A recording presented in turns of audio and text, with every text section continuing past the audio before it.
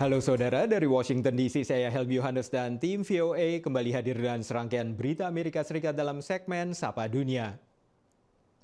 Menteri Luar Negeri Amerika Mike Pompeo menyoroti ancaman Tiongkok dalam pertemuan Pakta Pertahanan Atlantik Utara atau NATO di Washington, bukan hanya pada ancaman militer, tapi juga ekonomi dan teknologi. Tapi menurut analis, ancaman Tiongkok belumlah sebesar ancaman Rusia. Selama 70 tahun sejak berdiri, Pakta Pertahanan Atlantik Utara atau NATO paling terfokus pada ancaman Uni Soviet, lalu Rusia setelah bubarnya Uni Soviet. Tapi dalam pertemuan ke-29 negara anggota, Amerika Serikat menyoroti ancaman baru, yakni Tiongkok bukan hanya secara militer tapi juga secara ekonomi dan teknologi. Menlu Mike Pompeo menyinggung kiprah perusahaan teknologi Tiongkok yang didukung pemerintah.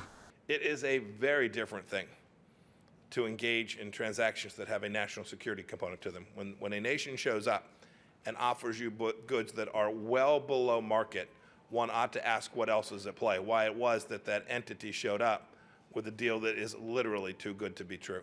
Sejumlah analis menilai meski Tiongkok memang ancaman dari negara tersebut saat ini belum sebesar ancaman Rusia. It's certainly trying to divide and conquer and sort of spread its influence on the European continent, but not in the same way that Russia has been. I should also add that Russia is meddling in European and American politics in terms of hacking and the spread of disinformation and sort of what they call hybrid warfare. And China hasn't really undertaken the same sort of strategies at the same level as the Russians have. AS baru-baru ini kecewa karena sejumlah negara Eropa mau mengadopsi teknologi seluler 5G buatan Tiongkok yang menurut AS bisa digunakan memata-matai pengguna. Demikian laporan tim VOA. Saudara, memilih sendiri ikan dan makanan laut sebelum disantap sudah lazim di sebagian restoran Asia di Amerika Serikat. Tapi di kota New York yang industri kulinernya sangat kompetitif, ada sebuah restoran baru yang membuat pengunjungnya harus memancing ikan atau lobster yang mereka pesan. Mahasiswa asal kota Albuquerque, negara bagian New Mexico ini sedikit bernostalgia. Sebelum menyantap pesanannya di sebuah restoran di New York ini, ia harus lebih dulu menangkapnya sendiri. It was a lot of fun. I go fishing a lot when I'm back home, but I never catch anything, so it's nice to actually get a fish when I go fishing.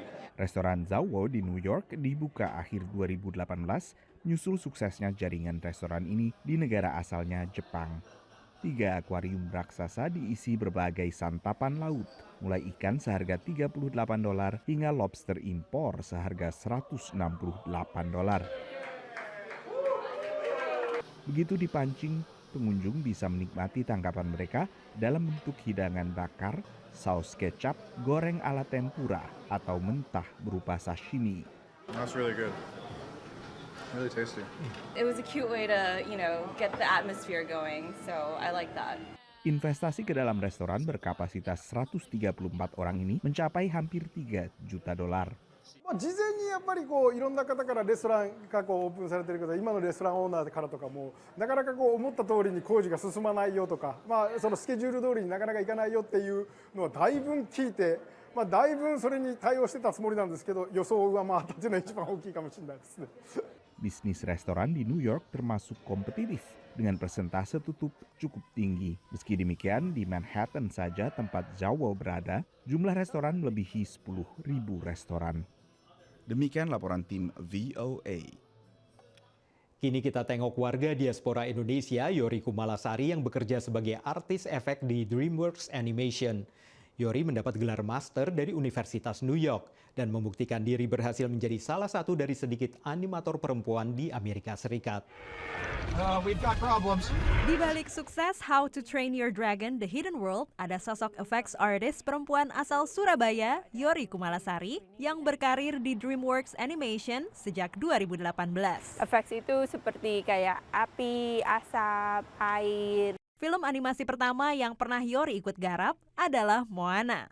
Bidang animasi, khususnya efek visual di Amerika, masih jarang ditekuni perempuan. Terbukti hanya ada 5 perempuan dari 60 effects artist yang mengerjakan Moana, dan 4 perempuan dari 50 effects artist menggarap How to Train Your Dragon: The Hidden World.